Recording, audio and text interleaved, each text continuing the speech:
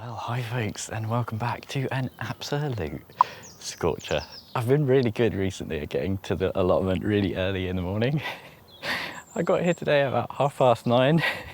One too many mojitos last night when on barbecue. So just a little bit of a lion, and today is just one of those Sundays where I don't really have anything to do. So I've just been up pottering around, and when I arrived my parents were here.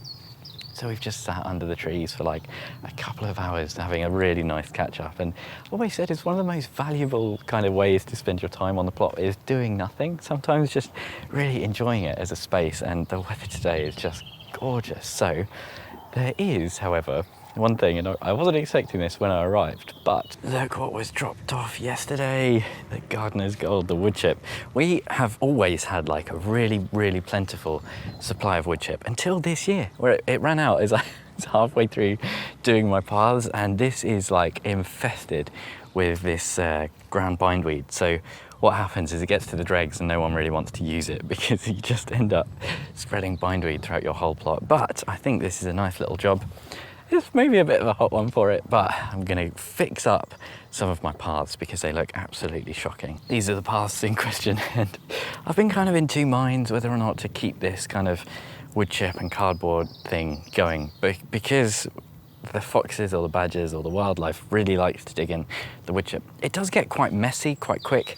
I did think about maybe just laying down some wooden planks as a little border or something, but it does work. It's functional. All I need to do is come along every now and then, just give it a bit of that, just kind of roughly scrape the wood chip back, and it makes life so much easier just having actual kind of defined pathways in these beds. I think it does work a little bit better as well if you've kind of mulched with manure at the same time, because then the wood chip and the manure are at the same level. So it looks a lot tidier in here, but yeah, this site with the cardboard has just been driving me crazy. I think one of my all-time favourite kind of allotment experiences is when you wander down to your plot without really any strict plan or idea of what you might be doing, and you just kind of potter around a bit and you find some things to do. I just find that like it's just so relaxing when you're just kind of wandering around going, oh, here's a thing I could do, and just doing it because you've got time. There's always something, and I just love it, especially on a day like today. It's actually, the breeze has picked up as well, so it's absolutely gorgeous. It's not too hot, which is a blessing when you're doing work like this. Tell you what as well, like lifting and digging technique. I've had a few like issues with my low back, which for someone who's only just in their 30s is a bit embarrassing. But I've realised what you want to do, and this is a little tip, whenever you're digging, you want to kind of keep your back straight a little bit, and you want a hinge action, which looks hilarious. You want to, when you're pushing up, you tense your core, tense your abs. That gives you like a foundation, and then you kind of drive your hips forward and lean back like that. Instead of lifting with your back like that, you lift with your hips. I don't know, that seems a bit, maybe everyone knows that already, but it's definitely helped my back out a lot.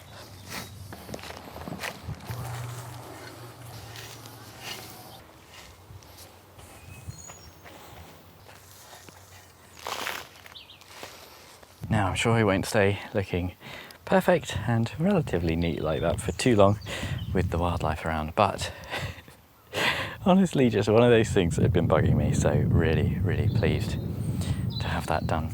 And it must be said, it just feels like a little slice of paradise here today.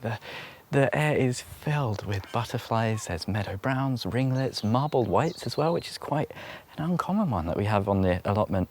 And it is one of the nice benefits of having all these areas of long grass where people aren't super on it with their plots. Really good for a lot of wildlife and insects. So loads of ladybirds and hoverflies and parasitic wasps as well I've seen doing their thing.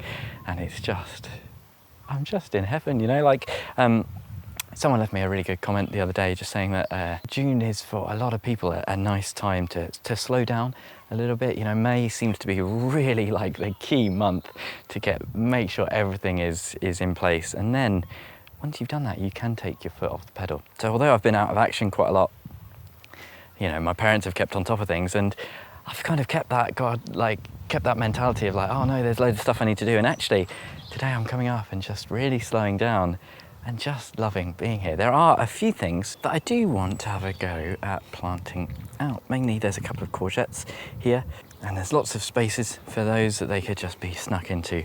I'm thinking I might go here. There's this perennial cabbage once again that not really had much use. All these lettuce have just been eaten by the pigeons. The peas now are pretty much done as well. They might still do a little bit more flowering, but I'm going to leave those for a little while, and I like to leave the pods that are on there to kind of harden and go to seed as well for next year. I think that's all fine. So probably pop a little courgette in here. Oh, and look at this, the aubergines. Oh. My parents have very kindly rescued them from their tiny little 1 litre pots. They're now in 5 litre, lots of new growth coming out of the stem here, look. Really nice to see. So they've been given a bit of a chance at life, and there's a few in the greenhouse as well, so that's really nice. Lots of lettuce I do need to be pricking on, but it just feels like really the urgency has stopped. Look at this, cabbage white trying to get into the brassicas. It's been defeated by the Harrod horticultural netting. Ah, I know your game.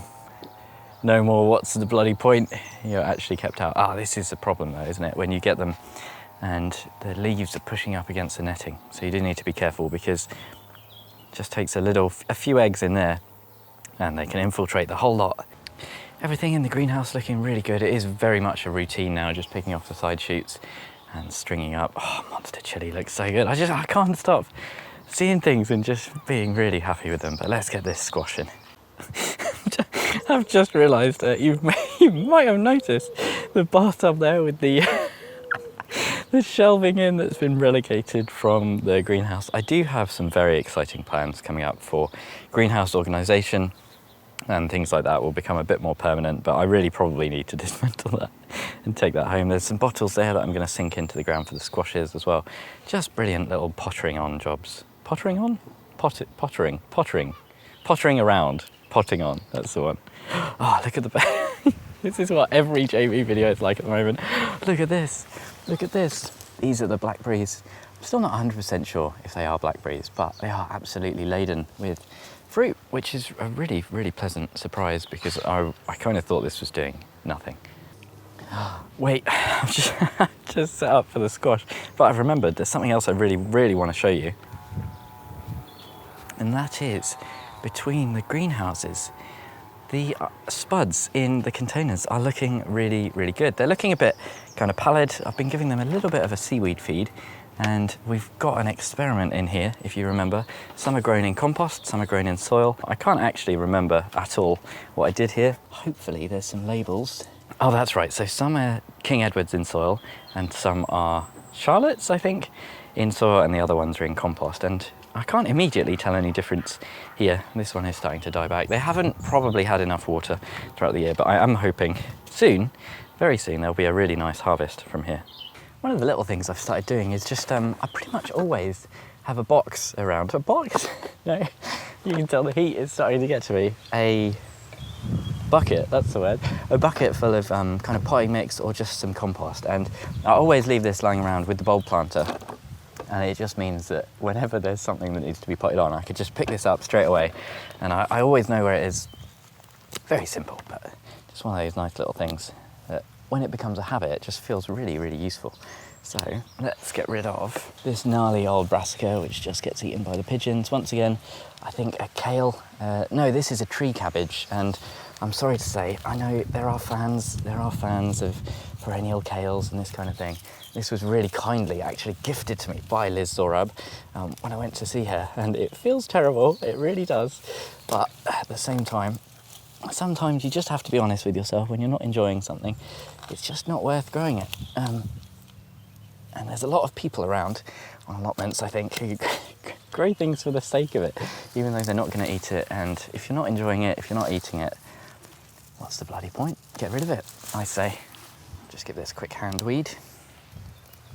This bulb planter is great, but it is actually surprising. It's still quite a lot of work with this kind of clay soil that we have.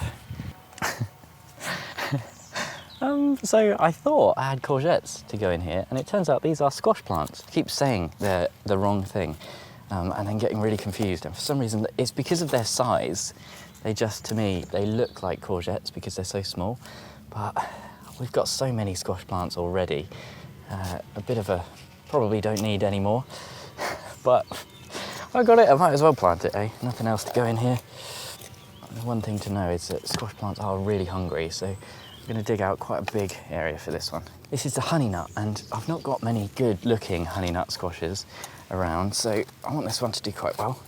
So I'm going to dig out a little bit of an area for it, give it a nice bit of feed and good quality compost.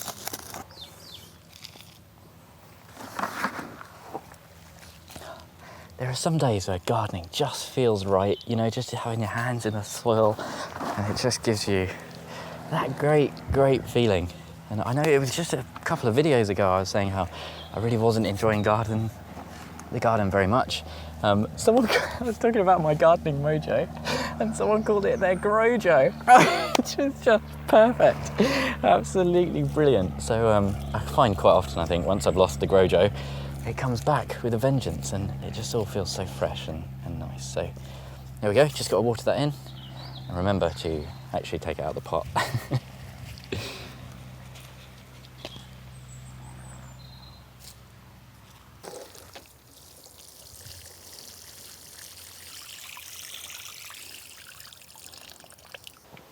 There really just is, for me, just nothing better than one of these days where the pressure is off and you can just relax, enjoy, potter around a bit, do a few little bits, and just bliss, absolute bliss. I really hope you've been able to get some time out in your garden and you've enjoyed it as much as I have.